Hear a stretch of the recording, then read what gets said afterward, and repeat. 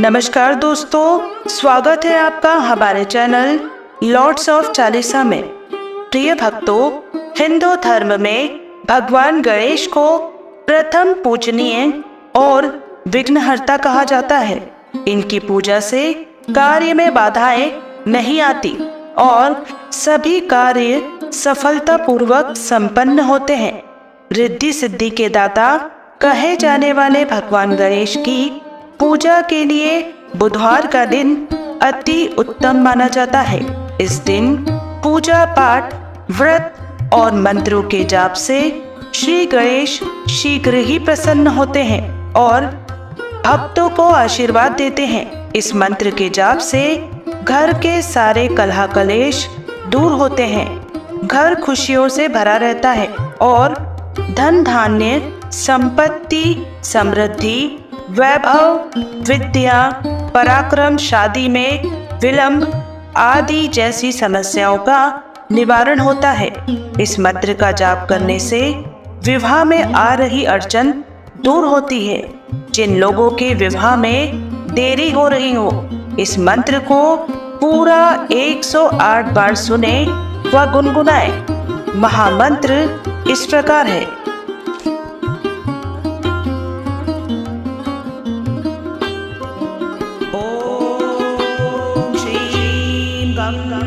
सौम्याय गणपतये वरद सर्वजन मे महाबलाय स्वाहा। ओम श्री गं सौम्याय गणपतये वरद सर्वजन मे महाबलाय स्वाहा। ओम श्री गं सौम्याय गणपतये वरद सर्वजन मे महाबलाय स्वाहा।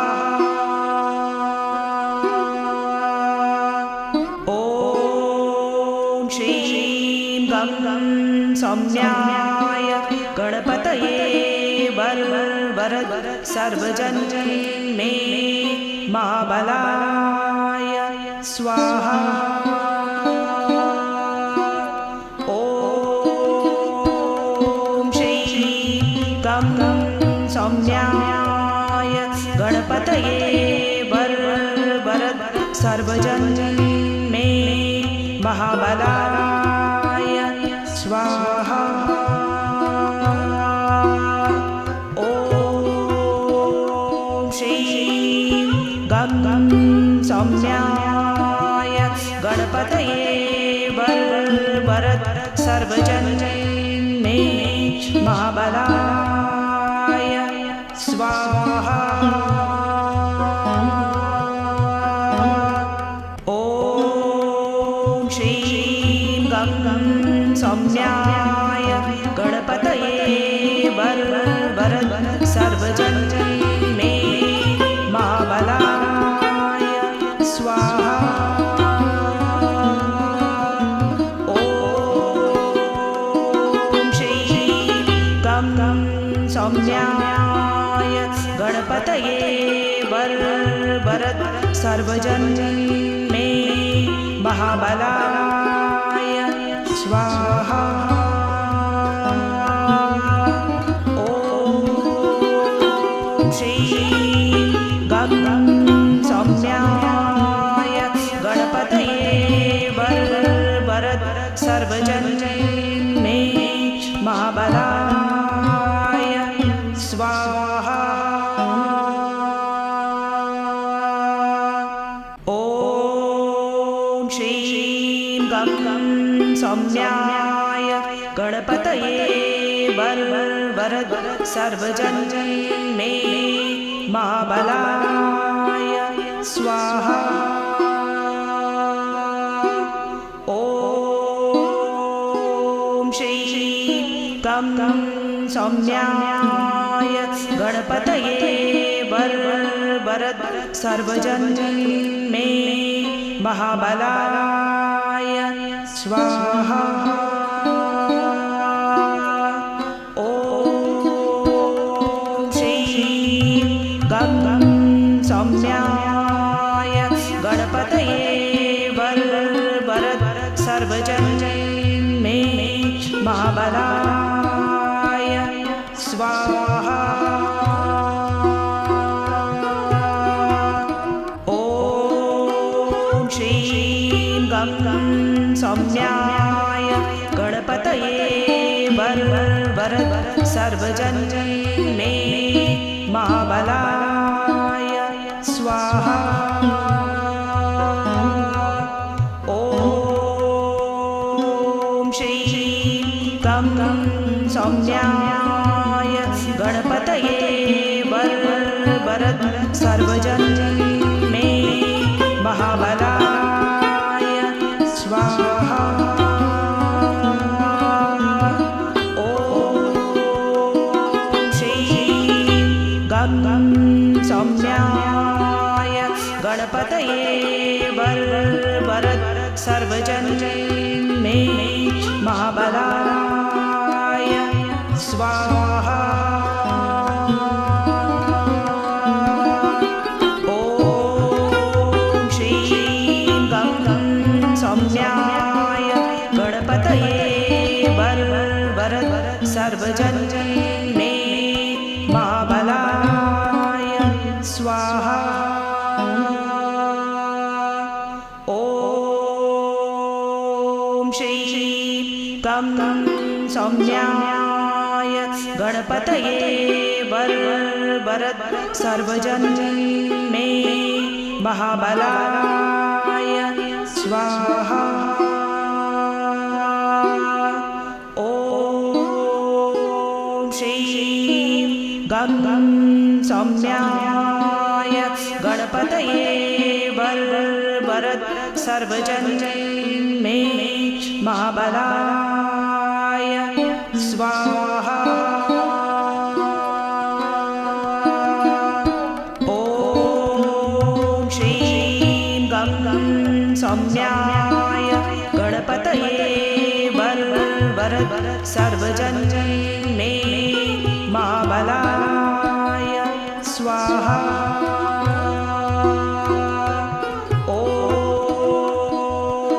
श्रीं गं सौम्याय गणपतये वरद सर्वजन मे महाबलाय स्वाहा।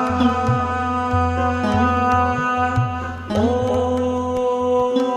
श्रीं गं सौम्याय गणपतये वरद सर्वजन मे महाबलाय स्वाहा।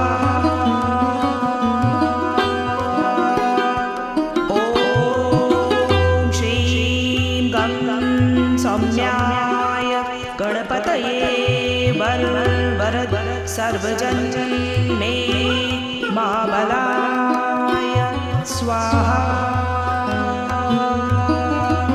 ॐ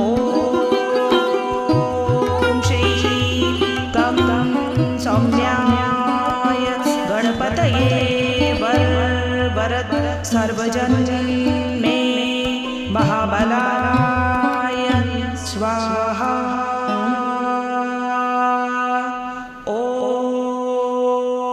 श्रीं गं सौम्याय गणपतये वरद सर्वजन मे महाबलाय स्वाहा। ॐ श्रीं गं सौम्याय गणपतये वरद सर्वजन मे महाबलाय स्वाहा। ॐ श्रीं गं सौम्याय गणपतये वरद सर्वजन मे महाबलाय स्वाहा।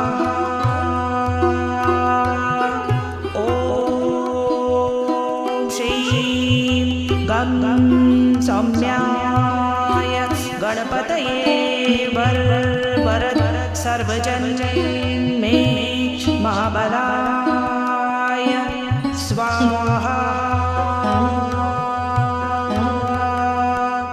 ॐ श्रीं गं गं सौम्याय गणपतये वर वरद सर्वजन मे महाबलाय स्वाहा।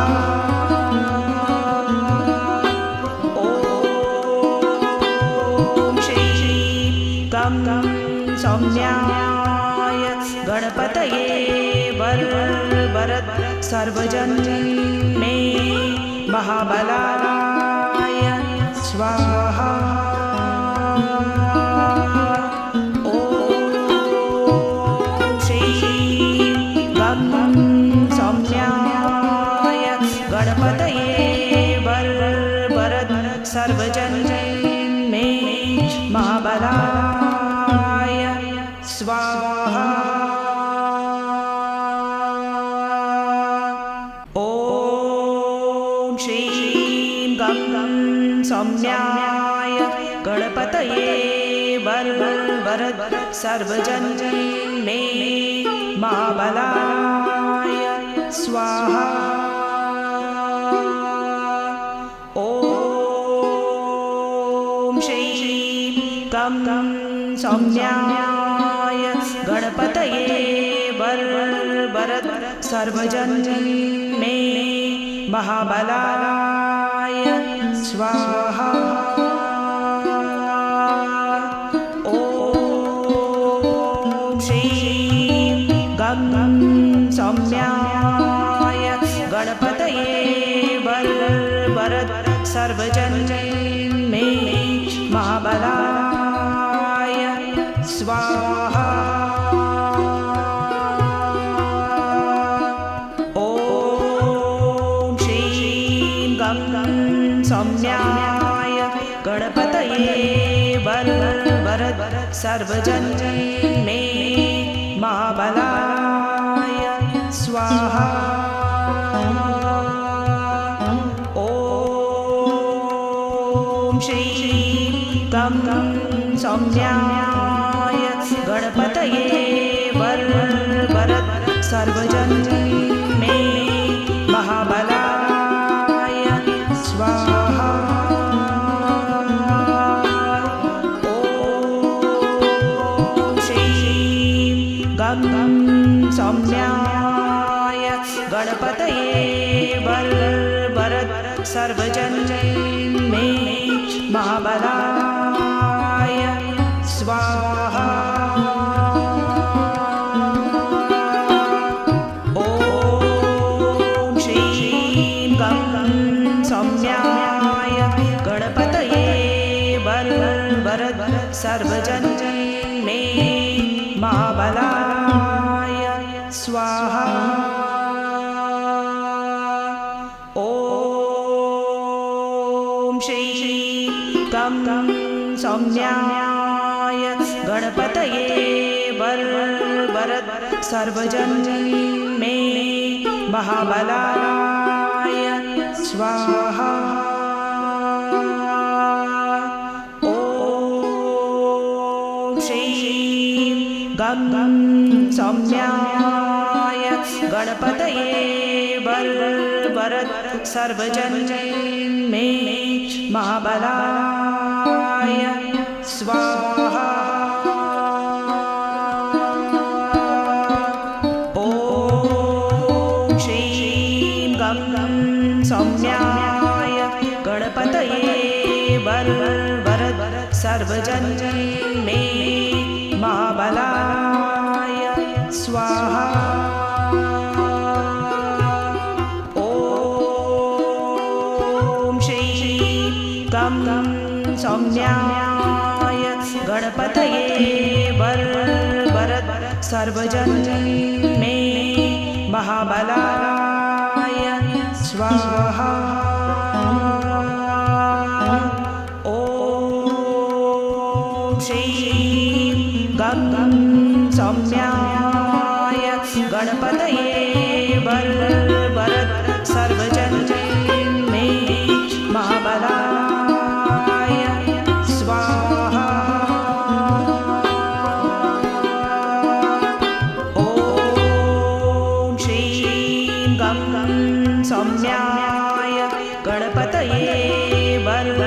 वरद सर्वजन्मे महाबलाय स्वाहा।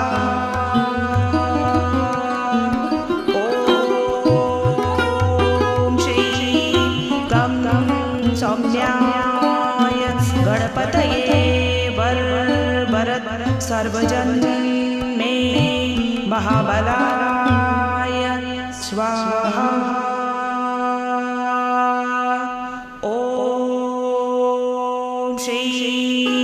गं सौम्याय गणपतये वरद सर्वजन्मे महाबलाय स्वाहा। ॐ श्रीं गं सौम्याय गणपतये वरद सर्वजन्मे महाबलाय स्वाहा। ॐ श्रीं गं सौम्याय गणपतये वरद सर्वजन्मे महाबलाय स्वाहा।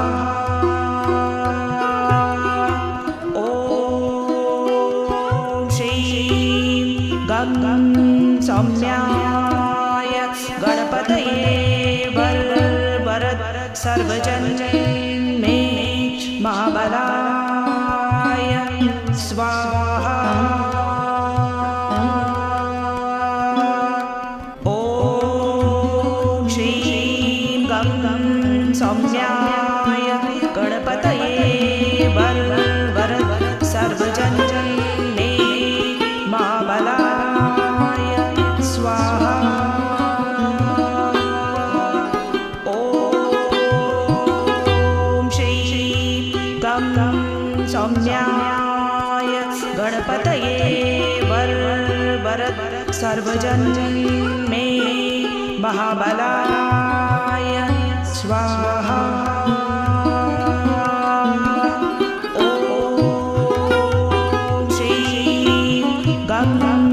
सौम्याय गणपतये वरद सर्वजन्मे महाबलाय स्वाहा। ॐ श्रीं गं सौम्याय गणपतये वरद सर्वजन्मे महाबलाय स्वाहा। ॐ श्रीं गं सौम्याय गणपतये वरद सर्वजन्मे महाबलाय स्वाहा। ॐ श्रीं गं सौम्याय गणपतये वरद सर्वजन्मे महाबलाय स्वाहा। ॐ श्रीं गं सौम्याय गणपतये वरद सर्वजन्मे महाबलाय स्वाहा। ॐ श्रीं गं सौम्याय गणपतये वरद सर्वजन्मे महाबलाय स्वाहा। ॐ श्रीं गं सौम्याय गणपतये वरद सर्वजन्मे महाबलाय स्वाहा। ॐ श्रीं गं सौम्याय गणपतये वरद सर्वजन्मे महाबलाय स्वाहा ॐ श्री गं सौम्याय गणपतये वरद सर्वजन मे महाबलाय स्वाहा ॐ श्री गं सौम्याय गणपतये वरद सर्वजन मे महाबलाय स्वाहा ॐ श्री गं सौम्याय गणपतये वरद सर्वजन मे महाबलाय स्वाहा ॐ श्री गं सौम्याय गणपतये वरद सर्वजन मे महाबलाय स्वाहा ॐ श्री गं सौम्याय गणपतये वरद सर्वजन मे महाबलाय स्वाहा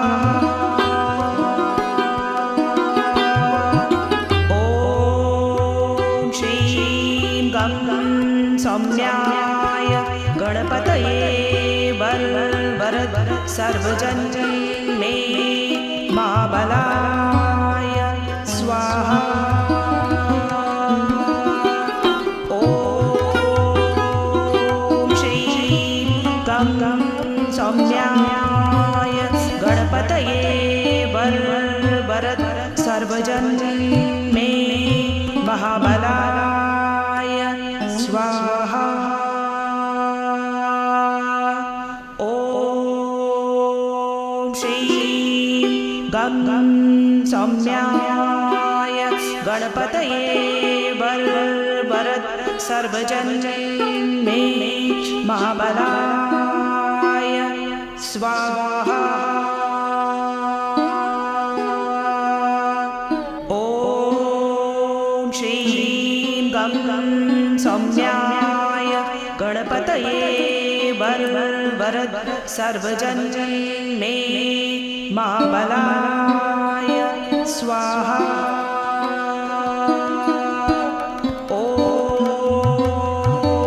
श्री गं सौम्याय गणपतये वरद सर्वजन मे महाबलाय स्वाहा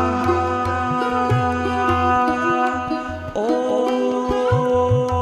श्री गं सौम्याय गणपतये वरद सर्वजन मे महाबलाय स्वाहा ॐ श्री गं सौम्याय गणपतये वरद सर्वजन मे महाबलाय स्वाहा ॐ श्री गं सौम्याय गणपतये वरद सर्वजन मे महाबलाय स्वाहा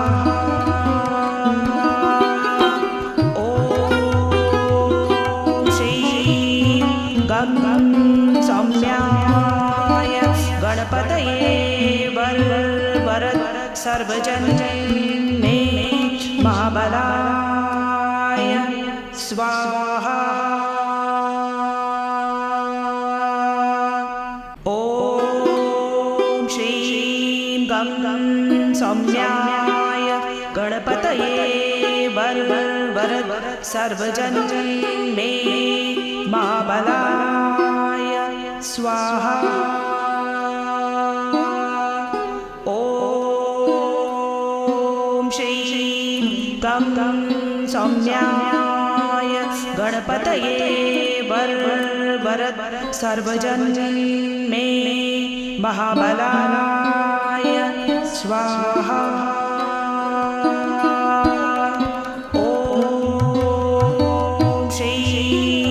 गं सौम्याय गणपतये वरद सर्वजन मे महाबलाय स्वाहा। ॐ श्रीं गं सौम्याय गणपतये वरद सर्वजन मे महाबलाय स्वाहा। ॐ श्रीं गं सौम्याय गणपतये वरद सर्वजन मे महाबलाय स्वाहा।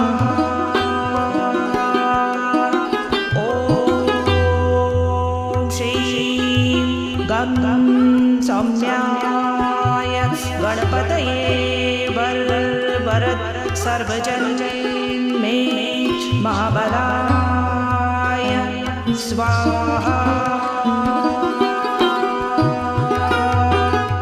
ॐ श्रीं गं सौम्याय गणपतये वरद सर्वजन मे महाबलाय स्वाहा। ॐ श्रीं गं सौम्याय गणपतये वरद सर्वजन मे महाबलाय स्वाहा। ॐ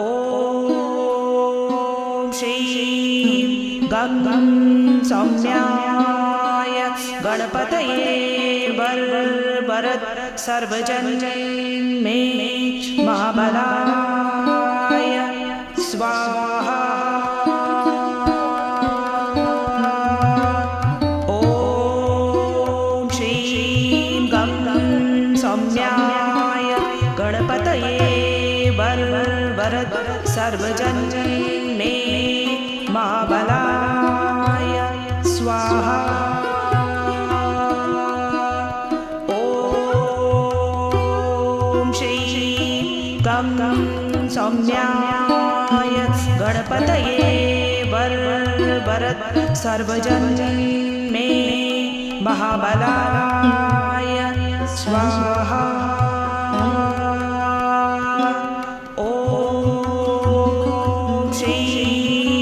गं सौम्याय गणपतये वरद सर्वजन मे महाबलाय स्वाहा। ॐ श्रीं गं सौम्याय गणपतये वरद सर्वजन मे महाबलाय स्वाहा। ॐ श्रीं गं सौम्याय गणपतये वरद सर्वजन मे महाबलाय स्वाहा। ॐ श्रीं गं सौम्याय गणपतये वरद सर्वजन मे महाबलाय स्वाहा। ॐ श्रीं गं सौम्याय गणपतये वरद सर्वजन मे महाबलाय स्वाहा। ॐ श्रीं गं सौम्याय गणपतये वरद सर्वजन मे महाबलाय स्वाहा। ओम श्री गं सौम्याय गणपतये वरद सर्वजन मे महाबलाय स्वाहा। ओम श्री गं सौम्याय गणपतये वरद सर्वजन मे महाबलाय स्वाहा। ओम श्री गं सौम्याय गणपतये वरद सर्वजन मे महाबलाय स्वाहा। ओम श्री गं सौम्याय गणपतये वरद सर्वजन मे महाबलाय स्वाहा।